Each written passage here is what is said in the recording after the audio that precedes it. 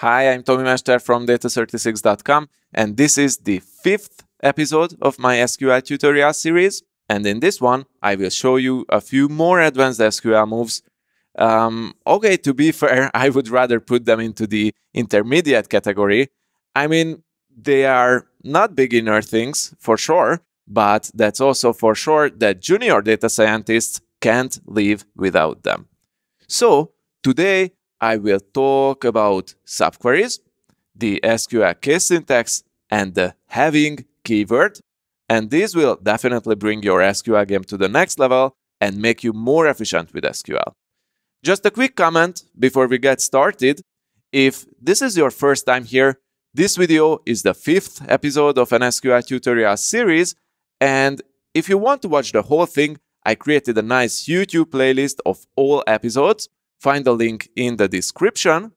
And there is an article version of this video as well in the description. And I really recommend that after watching this video, you continue there. That article lists the full codebase that I will use in this video with explanation, of course. So after watching this video, I encourage you to check that out and do the coding part for yourself too. Okay, it's time to get started. Okay, just as always, I opened SQL Workbench, and the first thing that I will show you will be an SQL subquery. So we will write a query in a query. And there are some cases in which a simple SQL query isn't enough to answer your question. And let me give you an example, and let's start with our favorite flight delays dataset.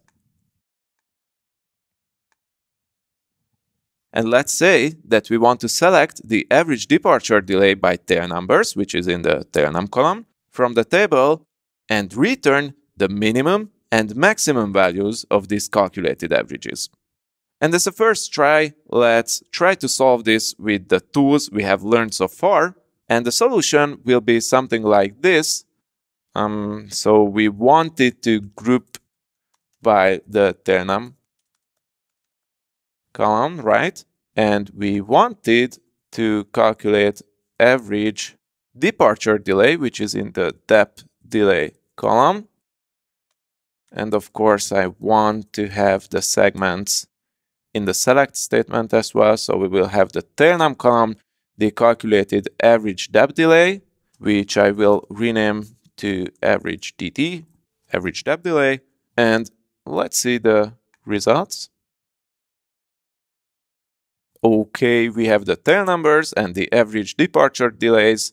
Only the first 10 rows, of course. And I actually want to order by the average DT column.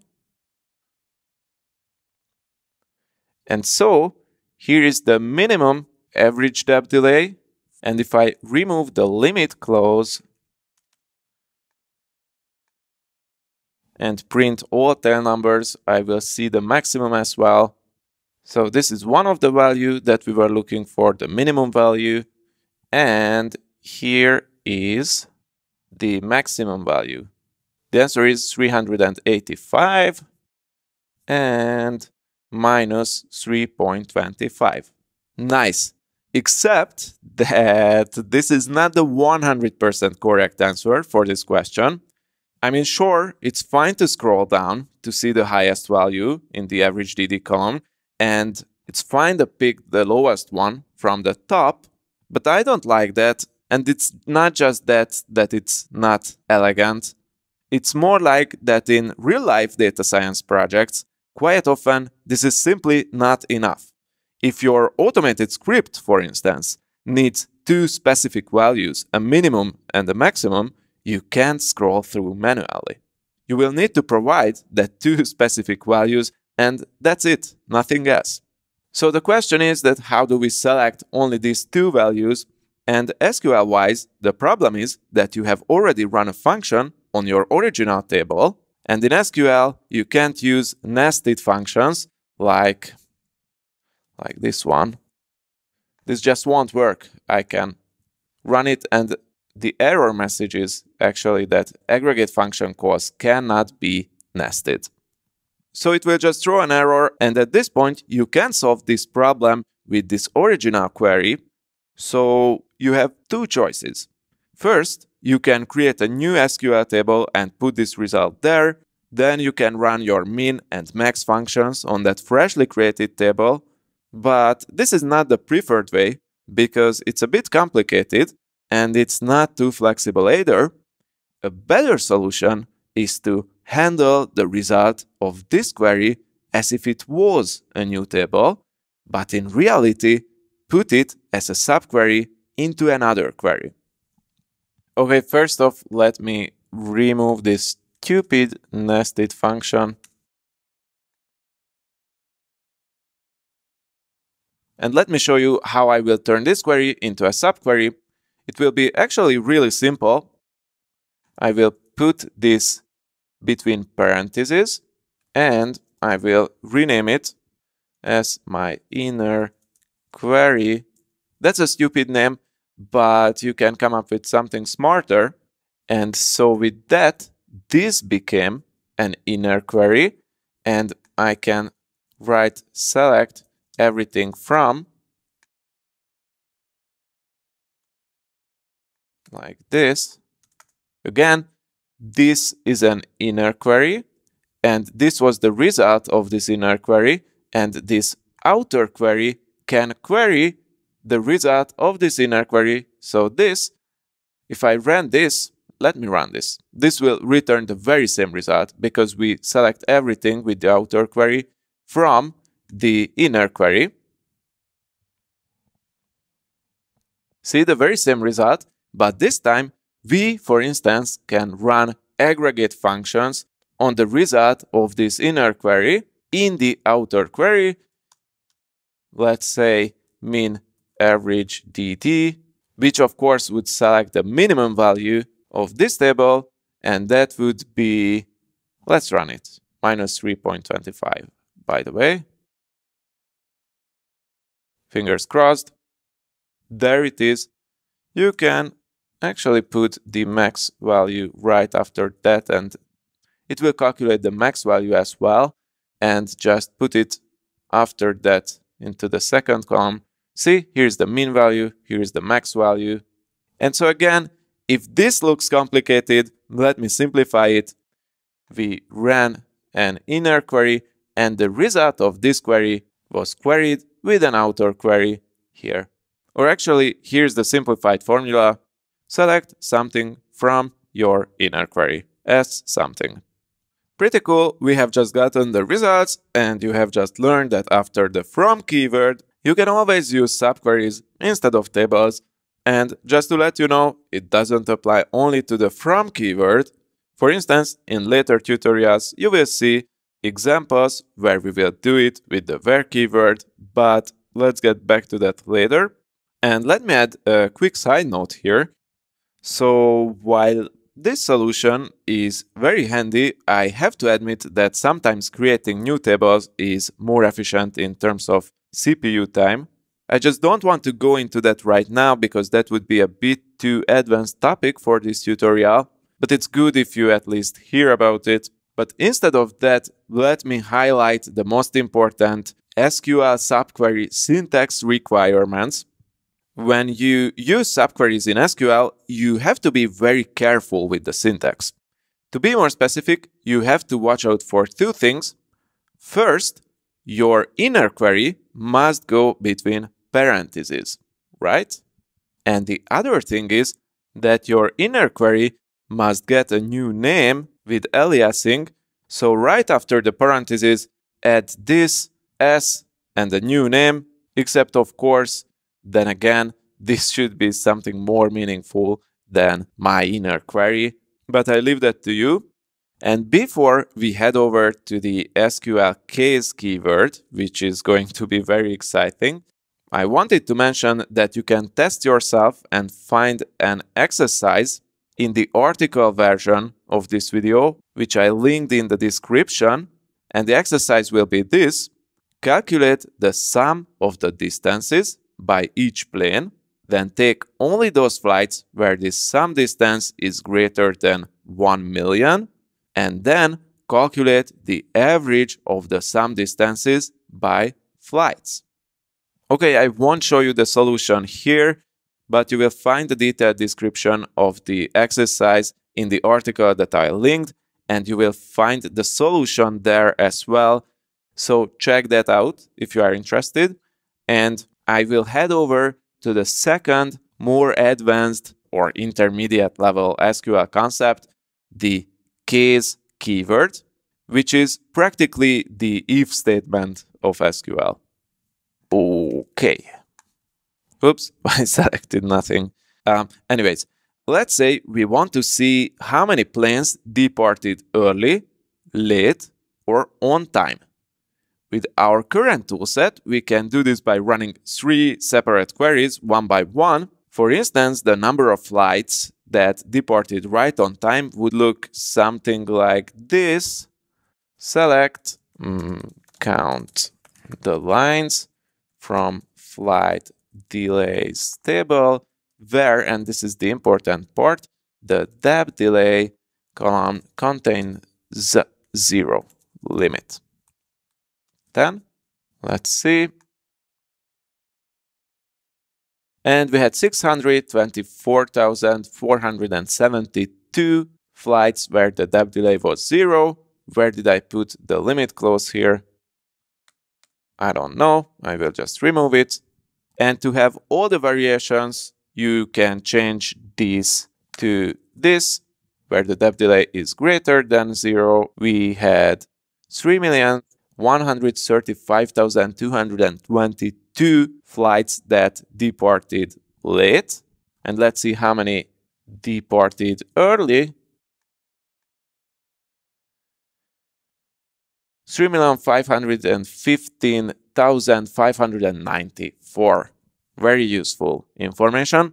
But so to have this 3 piece of information, we had to write 3 separate queries, right? And that's not very efficient.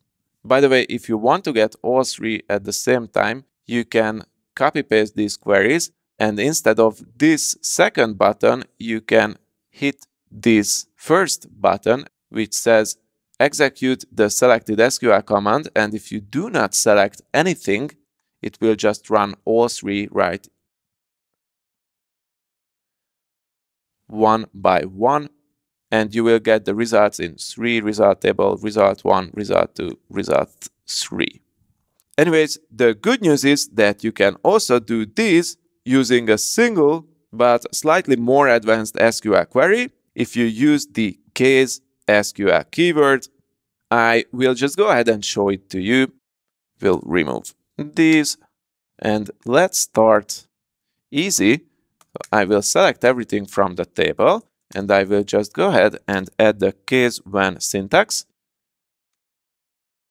And I will say that when the depth delay is less than 0, then print early.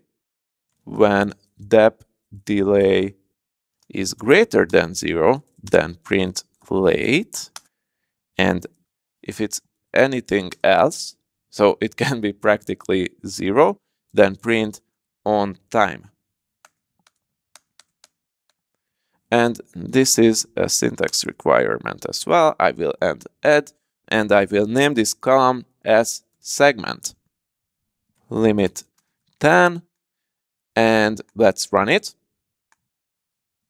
And the cool thing is that this case when syntax will create a new column in our table that's called segment. But let me print the first 1000 rows and let me rename this to, what should I call it? Is it late? Run it. And now I have this is it late column. And if I scroll down, I will find a few early, many late, few on time values. See, it's added there. And this new column practically evaluates what do we have in the depth delay column. If it's 0, then it will say on time. If it's a positive value, it will say late. If it's a negative value, it will say early. And of course, once you have done that, you can do more and you can group by the result of this column, group based on the is it late column. And of course, you can count the lines instead of printing them. And here it is, the same values printed by using one single query. And the beauty of it that it's in one single table. I like it better this way.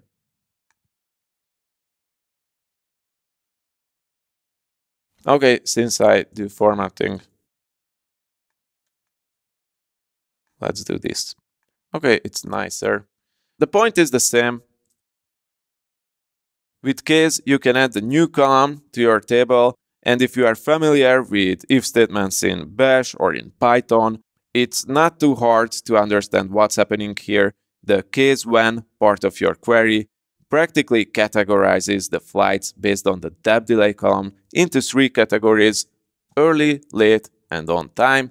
And it just created a new column that later on we can use in a group by clause, and we can count the number of values in this group. So it's pretty cool.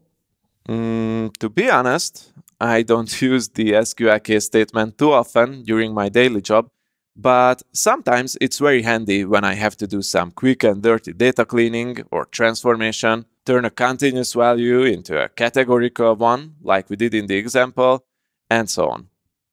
And let's talk about the third, more advanced or intermediate SQL concept, which is the having keyword.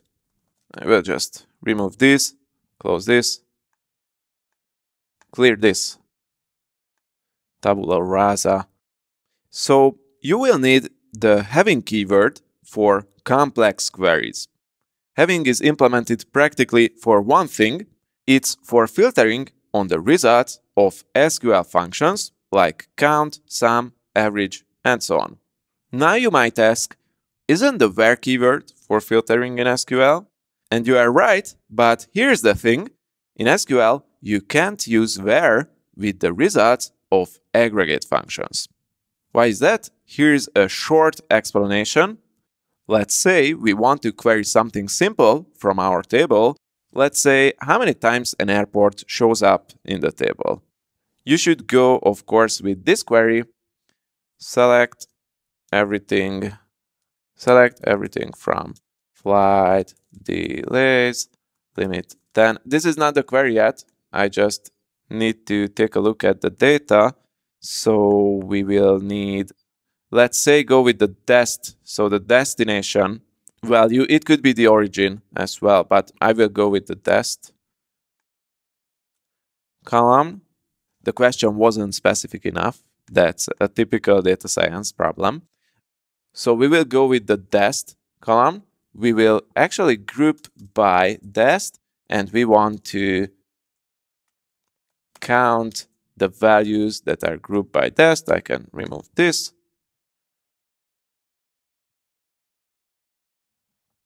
Okay, destination and how many times do we have these in the table, one by one.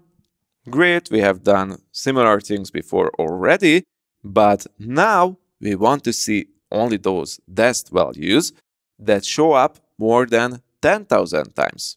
That means that the result of the count everything function should be greater than 10,000. So someone new to SQL would try this, and I see this often in live workshops, which is fine. So something like this, where let's use an alias here, like number. It's fine, as number, and where number, you know what, first print this first. So people usually do this. This is the table, and they try where number is greater than 10,000. Now, this query won't work for multiple reasons, but the main reason is the order of the SQL keywords. Your computer sees them when processing your query. In other words, the execution order. By the way, the keyword order is messed up because this should be here. Anyway, but this won't work this way either.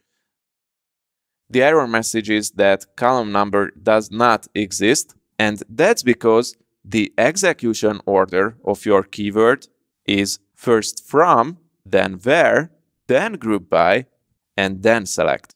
If you want to see all the keywords we learned so far, it's here. So the full execution order for all the keywords we learned so far is from, on, join, where, group by, select, distinct, order by, and limit. Anyways, you don't have to remember this. It's in the SQL cheat sheet that you can download. It's linked in the description. The point is that, as you can see, where comes before group by and select. This means that any aggregation column created by your group by clause cannot be part of your where filter. And that's where the SQL having keyword comes into the picture. Practically, having is the new where, at least for aggregated values in your SQL query. In this specific case, here is having. Okay, let me remove this and add having count everything is greater than 10,000. Let me run it, and it will just work. See, only the values we need, the values where the count function returned a greater value than 10,000. Anyways, it just works. The only unfortunate thing is that you can't use your aliases with your having. You cannot use the number column after the having keyword. You need to type and run the whole count everything function again, but we can deal with that, right? Now, to hammer this home, I added one more test yourself exercise into the article version of this video, and that will be actually the very same task that it was for the first exercise. Calculate the sum of the distances by each plane, then take only those flights where the sum distance is greater than 1 million, then calculate the average of the sum distances by these flights. And the fun thing is that using having, you will be able to give now an alternative solution next to your first solution that you had to create for the first test yourself exercise. Anyways, if you want to solve this, find the detailed task and the solution query in the article that I mentioned and that you will find in the description of this video. And I guess that's it for today. Nice! These were some more advanced SQL concepts, and we have gone through them. And with that, we are basically done with the querying part of my SQL tutorial series. In the next episode, I will talk about how to create an SQL table and how to insert data into it. These are things that we have done already in these tutorials, but I haven't explained in detail how they worked. So in the next two videos, I will go into the details, and maybe, well, hopefully, after that, I will publish a video where I will show you a few job interview-like SQL exercises. If you want to see that, let me know in the comment section below. And maybe when you are watching this video, maybe these are already published. And if so, you will find the links for these in the description as well. Anyways, if you liked this video, please leave a like or a comment. And if you want to learn more about SQL, you have quite a few options. As I said, I really encourage you to check out the article version of this video on the Data36 blog and do the coding part yourself as well. I have also created a free SQL cheat sheet that you can download by subscribing to my newsletter at data36.com/newsletter. And if you want to become absolutely confident with SQL, you can check out my 7-day 0 to intermediate level SQL online course as well, where next to the tutorials, I added many tasks for practicing as well. Anyways, thanks for watching. I'm Tomi Mester from data36.com. Until next time.